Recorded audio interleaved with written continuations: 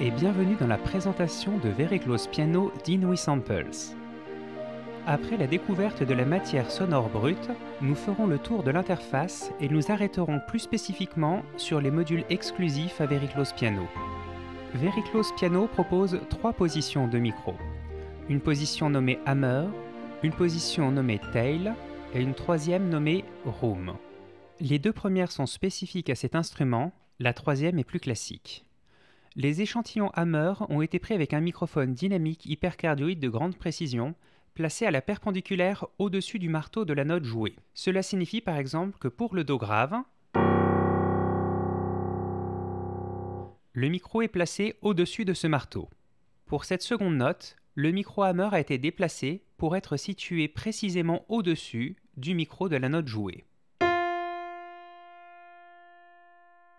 Voici quelques extraits dans différentes tessitures et avec différentes vélocités sur le microphone Hammer.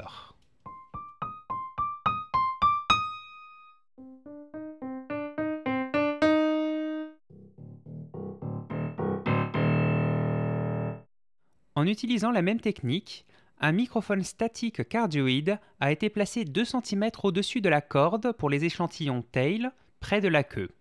Voici les mêmes extraits pris du point de vue du micro Tail.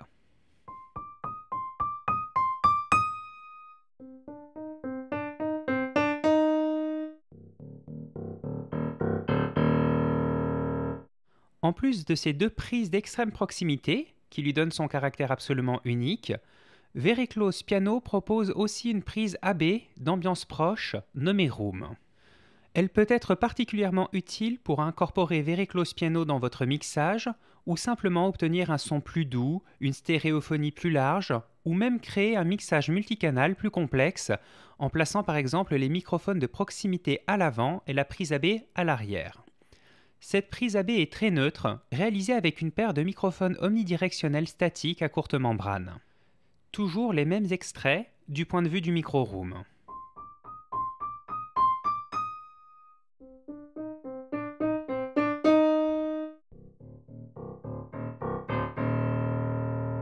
Très bien. Maintenant que vous connaissez les 3 positions de micro, je vous propose de les réécouter rapidement les unes à côté des autres pour que vous puissiez les comparer. La position Hammer,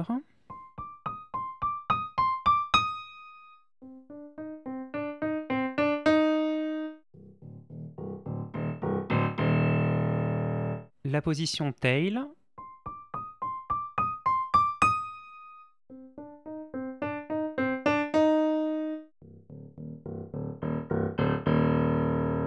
et la position Room.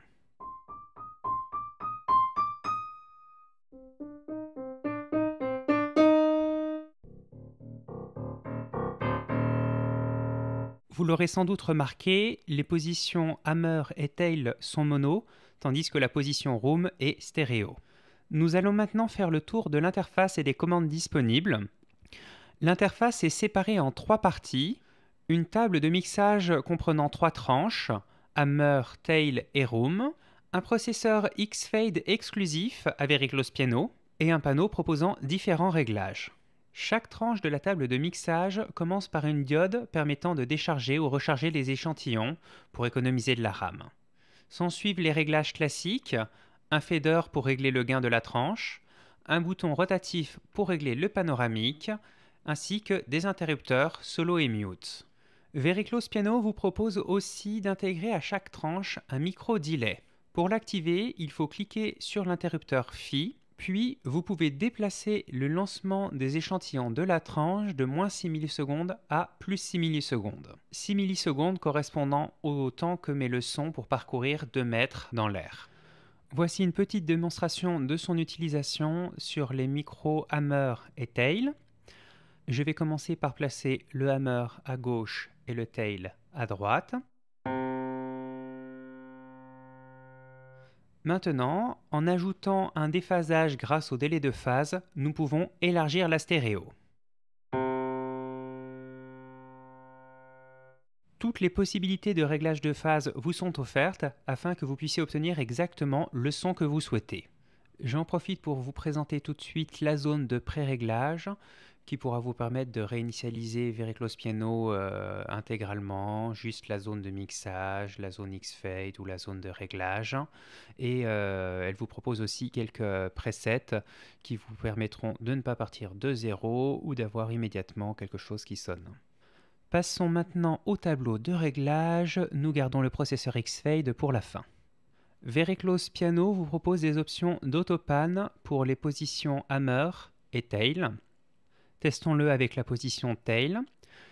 Pour le moment, la tranche Tail est au centre, donc si nous jouons 3 notes écartées sur le clavier, elles sont toutes au centre. Nous pouvons activer l'autopan de la tranche Tail en appuyant sur l'interrupteur In. À partir de là, les sons situés dans le grave seront placés plus à gauche et les sons situés dans l'aigu plus à droite. Il y a 3 réglages d'intensité pour l'autopan. Soft, tout sera plutôt au centre, medium, et enfin hard, et dans ce mode-là, la note la plus grave comme la plus aiguë du piano seront situées à l'extrême gauche et à l'extrême droite du panoramique. Vericlose Piano vous propose aussi un interrupteur invert qui permet de mettre les notes graves à droite et les notes aiguës à gauche. Ce que vous pouvez évidemment régler indépendamment pour la tranche Hammer et pour la tranche Tail. Vous avez aussi dans cette zone la possibilité d'enclencher un round robin qui se sert des notes voisines. Il vous sera utile si vous êtes confronté à un problème de répétition de notes qui ne vous convient pas. Vous avez ici une enveloppe ADSR, Attack, Decay, Sustain, Release, qui s'applique systématiquement sur l'ensemble des tranches. Et pour terminer le panneau de réglage, vous avez un contrôleur VCA qui vous permet de faire varier le volume de toutes les tranches en une seule action.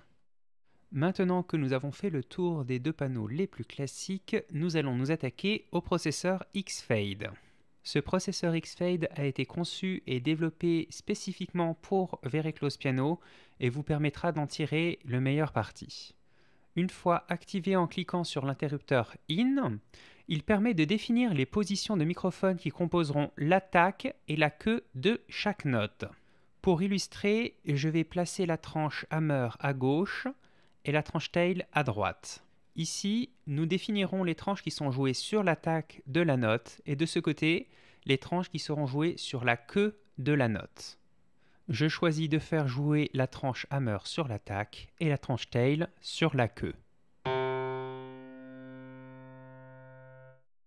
On remarque bien que le son passe de gauche à droite et on remarque aussi le changement de timbre entre le microphone de la position Hammer et le microphone de la position Tail. Toutes les combinaisons sont réalisables. Voici un autre exemple où je vais ajouter la position Room sur l'attaque et sur la queue de la note. L'effet de panoramique est bien sûr atténué par la position Room présente de l'attaque à la queue. Et cette position Room aussi permet d'ajouter un liant sur l'ensemble de la note. Coupons à nouveau la position Room pour avoir des effets plus flagrants et découvrons les 2 réglages supplémentaires du processeur X-Fade. Tout d'abord, le bouton Location qui permet de définir à partir de quel moment les tranches jouées sur les queues prennent le relais sur celles jouées sur les attaques. Plaçons-la pour commencer au minimum, à 0 secondes. Et plaçons-la maintenant à 3 secondes pour observer la différence.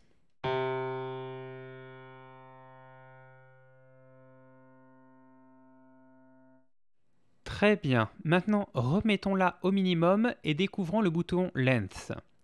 Ce bouton permet de définir la longueur de transition entre les tranches jouées sur les attaques et celles jouées sur les queues. Voici le résultat avec le réglage de base. Et maintenant, nous allons augmenter le temps de cette transition jusqu'à 3 secondes.